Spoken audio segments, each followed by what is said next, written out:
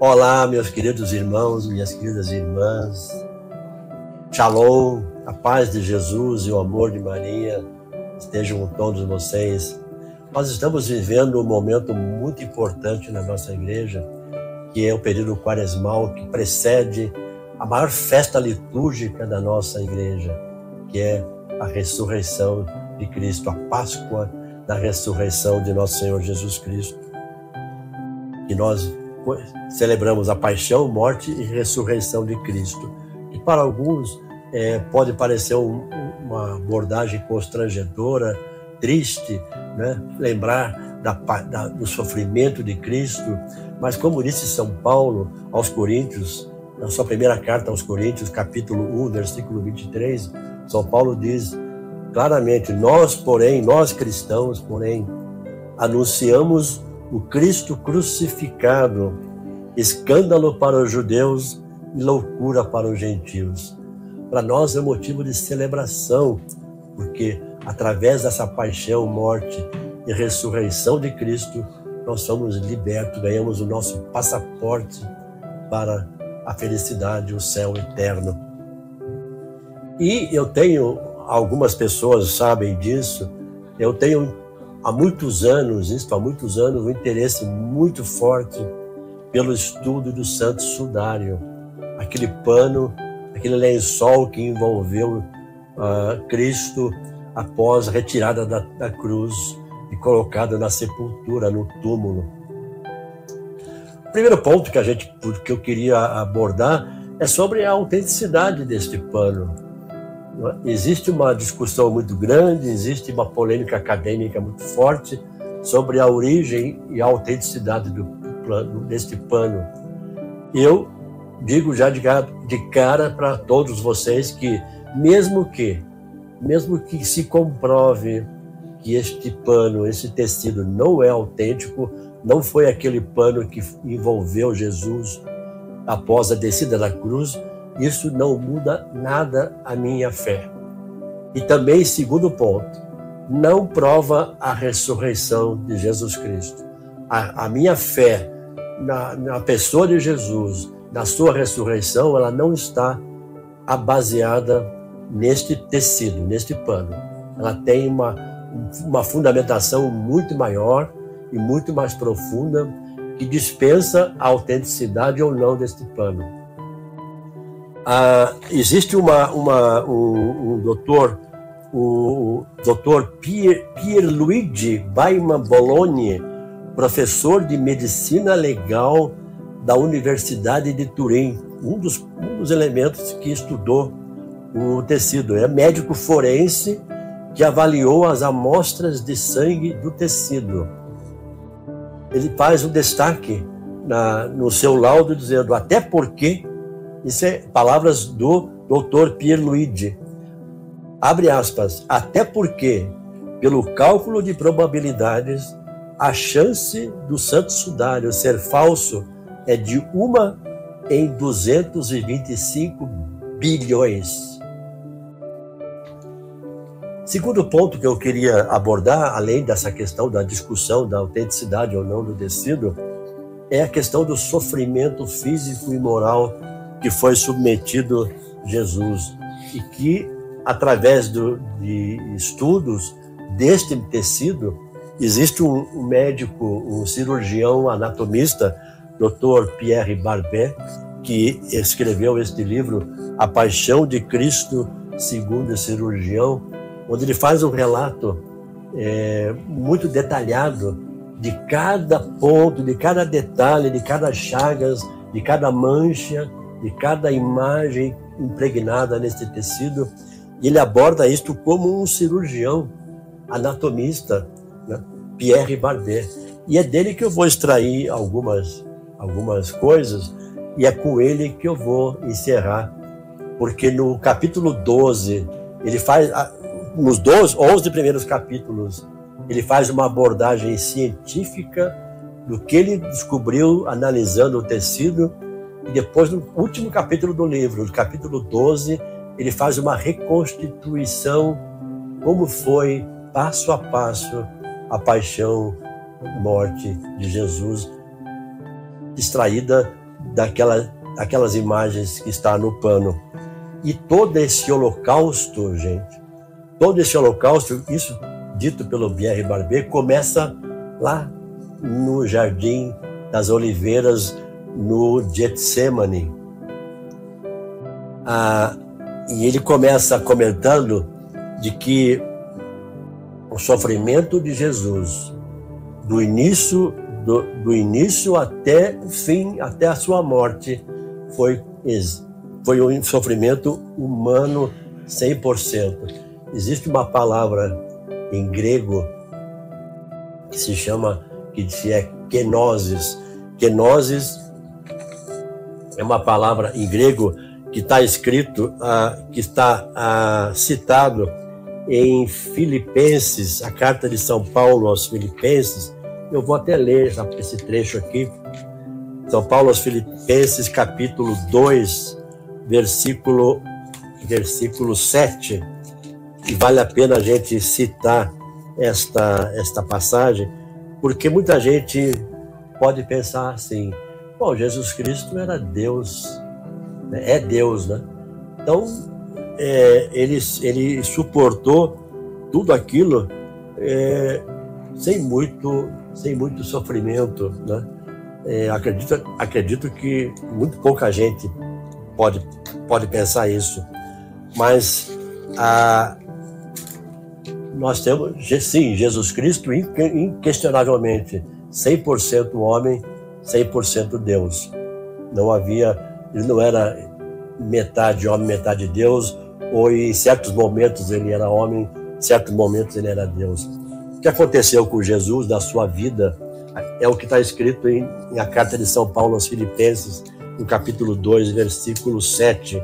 Dizia assim: mas aniquilou-se a si mesmo, assumindo a condição de escravo e assemelhando-se aos homens.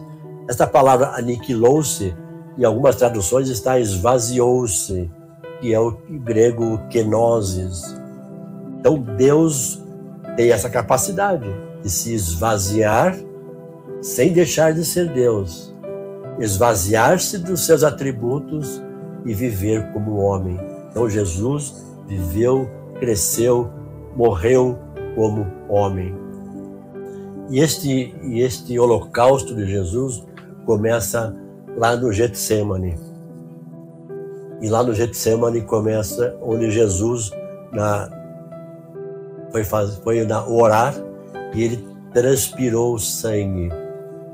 Pierre Barber fala que muitos agnósticos e céticos encaram isso como um significado figurado, uma metáfora.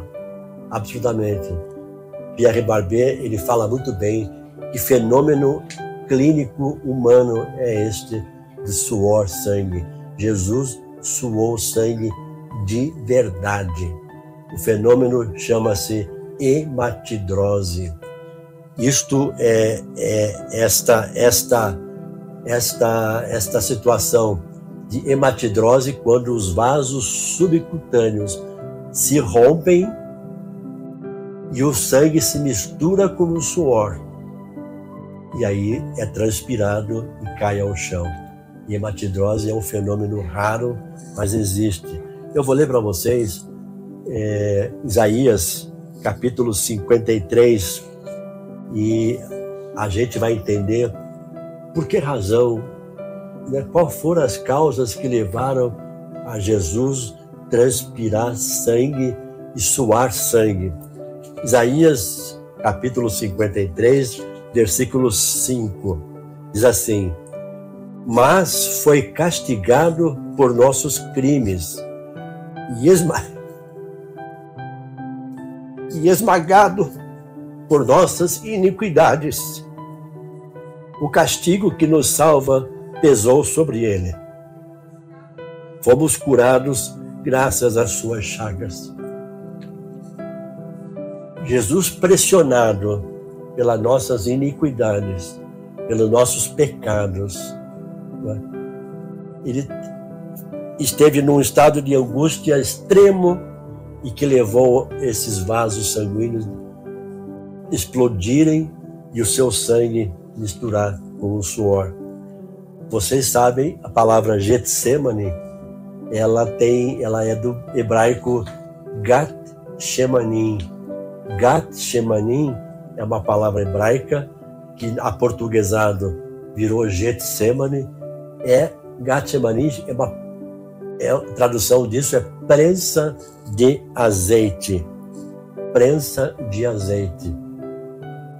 E esse lugar onde Jesus passou por essa hematidrose é chamado de Getsemane, ou Gat-Shemanim, porque ali, né, ficava na base, nos pés do Monte das Oliveiras, onde havia plantações de azeitonas, né, as oliveiras estavam ali, e na base deste monte ficava esse jardim do Getsemane, do Gat-Shemanim, porque ali existiam as prensas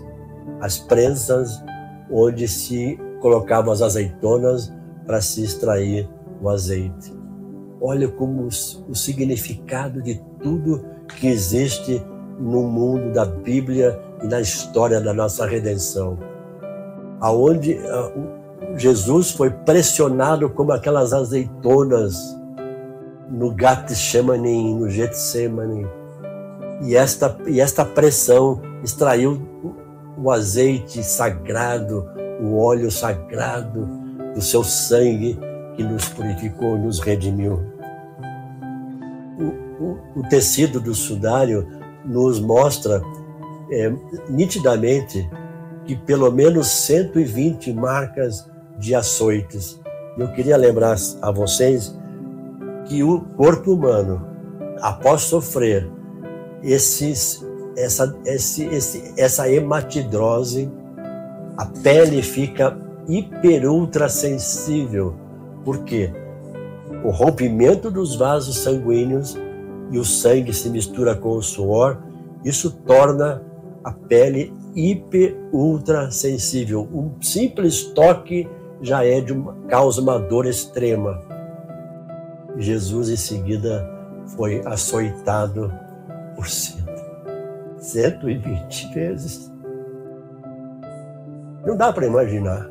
É impossível para nós, para a mente humana, alcançar o nível de sofrimento deste homem, Deus.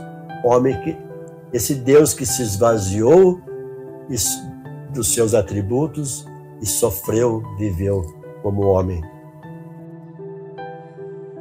Eu queria ir para o final já nessa reflexão.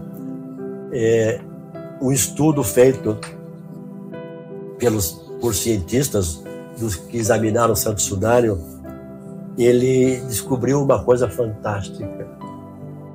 E aí que eu começo a entrar na possibilidade de que o Santo Sudário pode ser uma relíquia que não prova, mas nos leva a uma visualização da ressurreição. Quando vocês virem esta imagem, quando Jesus foi posto no sepulcro, foi envolvido naqueles panos, né? A imagem que se fixou naquele pano, ela ficou. Alguém depois fez uma composição de uma estátua exatamente com as mesmas características, observando todos os detalhes de tamanho, de altura, de dimensões, de largura, todos os mínimos detalhes extraídos daquele pano.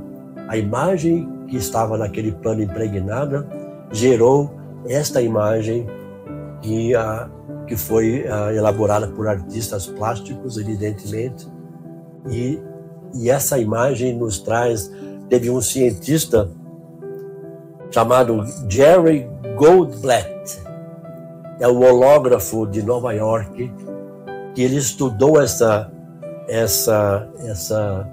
imagem e ele chegou às conclusões interessantes. Antes dele, eu quero comentar sobre a conclusão de um outro cientista que também estudou o Santo Sudário, Dr. Bernardo Ontanilla Calatayud, da Universidade de Navarra, na Espanha. Ele publicou na revista Scientia et Fides um artigo inédito sobre a misteriosa figura que, de modo nunca explicado pela ciência, ele ficou estampada no Sudário de Turim. A tese deste especialista é de que a figura, olha o detalhe, gente, olha o detalhe. A tese desse cientista, desse especialista, é que a figura não corresponde a uma pessoa inerte, como se pensava tradicionalmente, mas de uma pessoa viva que está se levantando. Observem a posição angular do corpo, né, estampado, e a sua altura do pescoço e dos joelhos. Esse Dr. Bernardo disse: neste artigo são expostos vários sinais de vida que o Sudário de Turim representa, com base no desenvolvimento da rigidez cadavérica analisa-se a postura do corpo impressa no sudário. A presença de sulcos faciais indica que a pessoa está viva.